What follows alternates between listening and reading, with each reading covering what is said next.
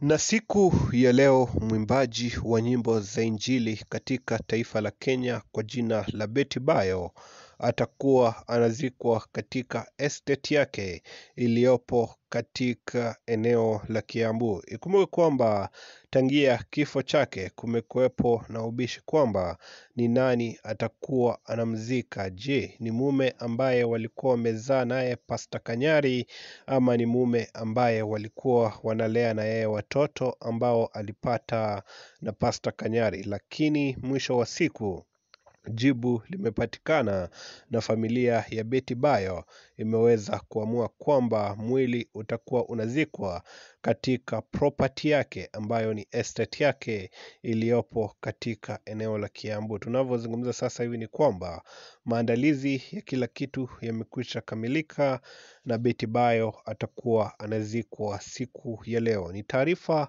ambazo tuko hapa kufuatilia moja kwa moja, na bila shaka ujio wote ambao unazunguka mazishi ya Betty Bayo, updates zote utakuwa unazipata katika chaneli ya Vic Dimples. Unachohitaji ni kusubscribe ili kupokea taarifa zetu, au sio? Peace.